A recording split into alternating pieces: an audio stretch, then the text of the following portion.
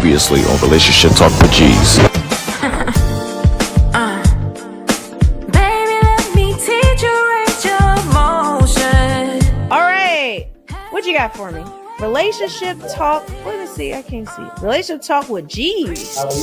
I almost read that as G-Easy. So that you can feel the way I set a time to unwind and clear our mind of all the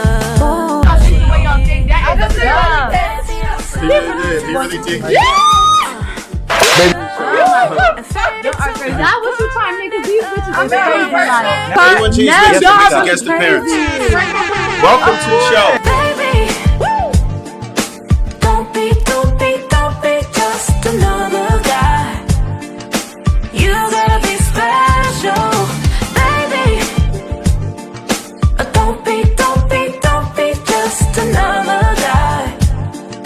You gotta be special. You can be the key to my life, the feed to my charge. I swear it's right at your fingertips. Don't let You said it wasn't serious. Y'all were just fooling around for 3 years. But then when I asked you the question, were you dealing with any other women since it wasn't nothing serious? You said no. baby, I'm saying come back to me.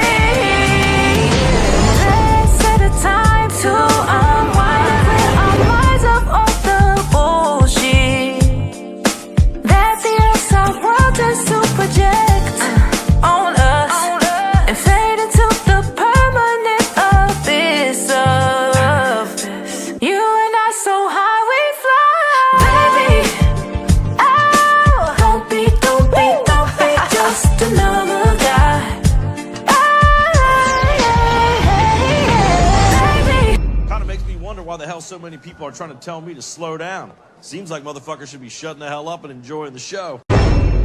So I'm going to even take my phone case off to make sure it's not muffling the mic. Okay.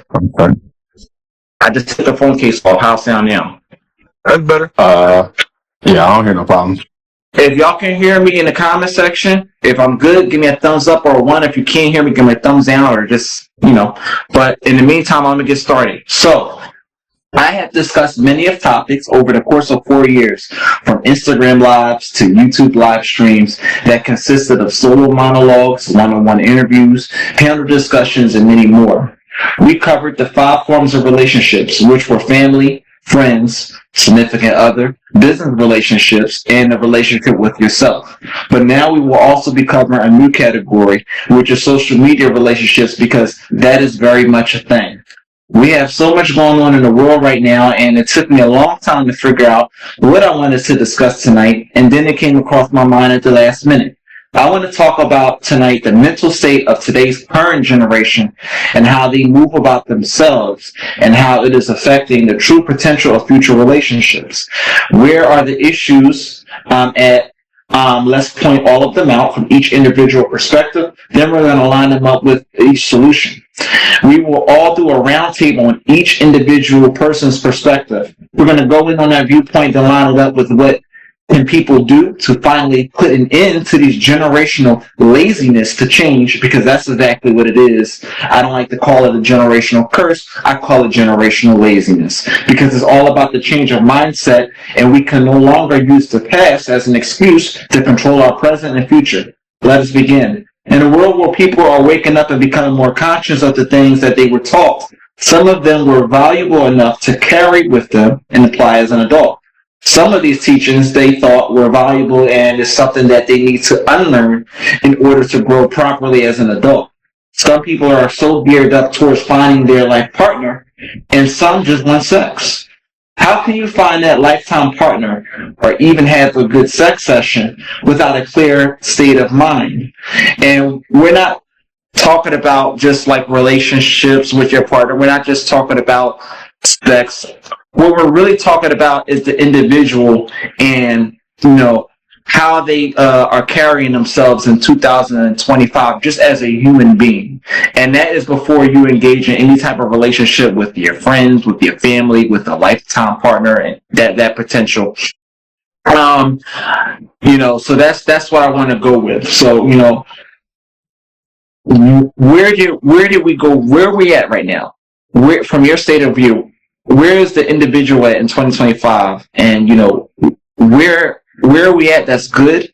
Where are we at that we're in a place that we have been better than we've ever been before? And where did we go wrong? Where are we set wrong? What needs to be fixed? Because the market is, very much in decline, but a lot of people are up and conscious now.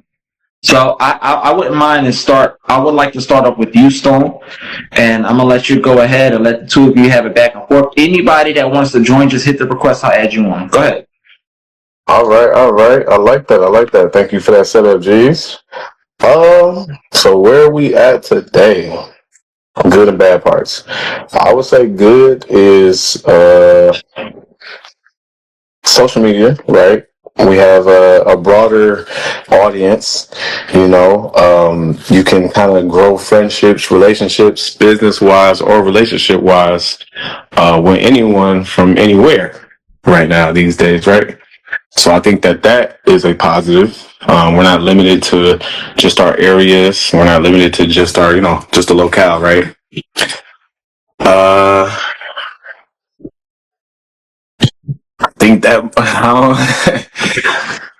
think that might be the end of the good. I don't want to say it like that, but that's all I got right now, man. That's all I got for the good. Quill, you got anything, man? But I just think we've lost the social skills to know how to really interact with one another.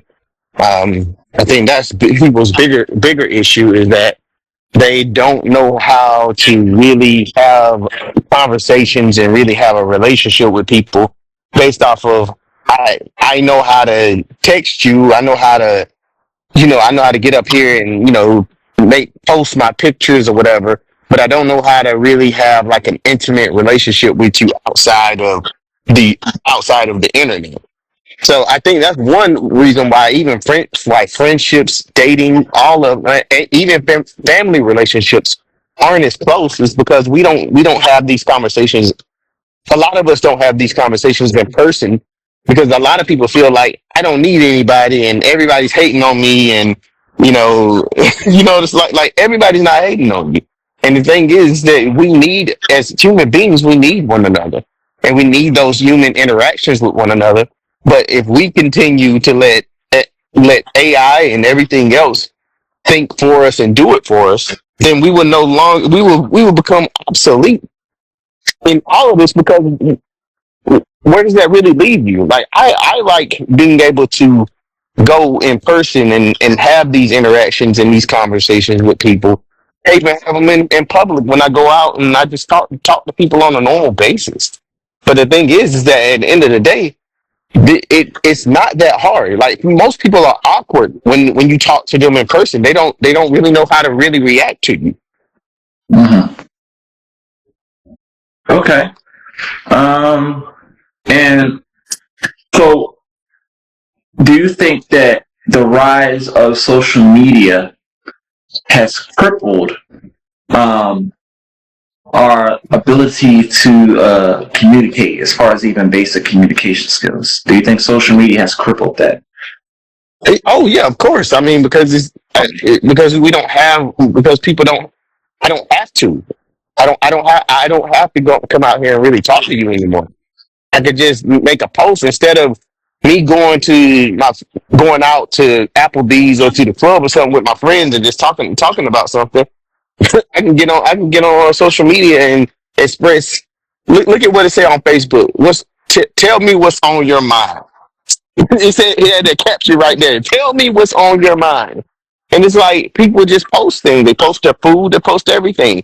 I'm not saying that it did not have a good purpose, but I think that we have overused it, and it's like anything else. When you overuse something, it becomes a toxin rather than having a benefit. Okay. Same question to you, Stone. Maybe I'll ask it a little bit different. Can you give me some examples that doesn't involve social media, but it still has the same effect that has crippled our basic level of communication? Well, actually, so when I heard him speak, right? When I heard the brother speak, so there's two things that I heard, right? Oh yeah, I'll give you a chance to respond directly to that. Yeah, my fault. So when he says that it's crippled, right? And then this is why I kind of can't answer that question that you asked me, right? Because when you say it's crippled, I don't necessarily see it that way, right? Because like he was saying, yeah, we used to have the conversations, in front of each other, in person, less than 2 feet, 3 feet, 5 feet away from each other, right? But I mean, I don't know about you guys, but I see conversations still happening, but they're just happening like on a live like this, or, if it's a clubhouse, right? It's a live where you can have probably, you can have plenty of, speakers and, on there, right? No video, but you can have, plenty of speakers, right? And just different apps, like that. Like I said, I'm hearing conversations, I'm seeing it happen, right? So I don't necessarily think it's crippling.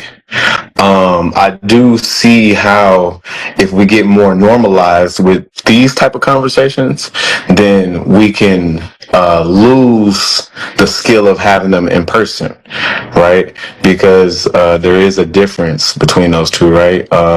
You may have more anxiety, just different other little feelings that can come into play when you're actually face to face with somebody, right? But I think it's creating a delusion too, though. I think that's why I'm saying what I'm saying, because a lot of people don't have a real grasp on reality, which is why we're going down this rabbit hole with having this 6 figures and all all of these unrealistic standards that men and women have about relationships. So I guess what I'm saying is that we want people to give us a guaranteed answer, and we got people going and asking. We're asking Kevin Samuels and asking Kendra G and asking all these other people about relationships when you got the people right in front of you. Why not go talk to them?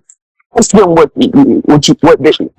ask them about this. Have these conversations with the people next to you instead of like, oh, I want a guaranteed answer and I'm afraid of rejection, so I don't want to go in front of this woman.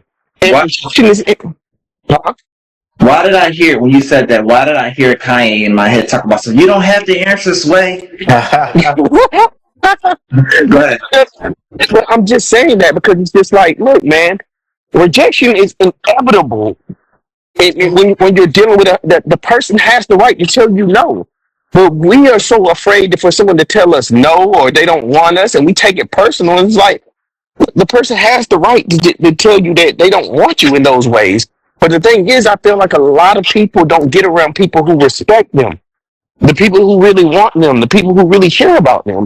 And because we think we got options that we don't have, and we have friends that we don't have, that is creating a problem, because now we don't even know what being a friend really looks like. We don't know what being a husband or a wife or boyfriend or any of that looks like, because we're spending the majority of our time online. Gotcha. I got you. Geez, do you mind if I engage with the brother real quick? Oh, do you think? All right. So okay. Again, I'm hearing some things, right? And I believe in signs. I'm a person that believes in signs, right? So I believe that this conversation needed to happen, right? Because just earlier I was on a live, right? And I'm hearing some kind of real stuff, right? Like not just the facade stuff, the real stuff. You know what I mean? That, hey, this is who I am, y'all. This is what's going on in my real life. Is bothering me. You know what I mean?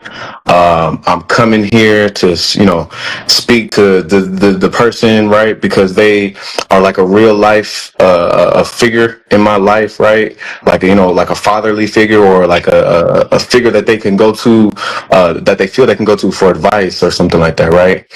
And, and they were like, the person that heard it was also like, yeah, I feel the same way, right? And so I'm thinking about that, right? And then I incorporate my own life, and I come up with this answer that says, you know what? People probably feel more comfortable, and it sounds wild, right? But people probably feel more comfortable sharing with a complete total stranger versus somebody that's like right there next to him every day, day in, day out, right? And then so I'm like wondering like, why is that, right? Because that could be family, that could be a mom, that could be a cousin, an aunt, an uncle. You see what I'm saying? It's like, why is that? And what I come to, from my own personal, experience, right, is that, we can kind of be harsh with each other, right? We can feel slighted and then be like, oh, it's up and it's stuck. I don't want to mess with that person no more. We have, I don't know about you guys, but, family reunions are like a thing of the past almost a little bit, right? Like, what's going on? Thanksgiving ain't the same no more, right? We're not linking up, and the cousins ain't taking a walk. I wish we would take the walk. I got good stuff. I'm here in California. It's all around me, but nobody's linking up to take that walk no more. You know what I'm saying? Rest in peace, Big Mama gone. You know what I'm saying? And, and you got people even falling out with Big Mama. Like, how you mad at me? Like, when Mama died, so did the family. Right, and I'm not. And the core body that was built around grandma. I'm not saying that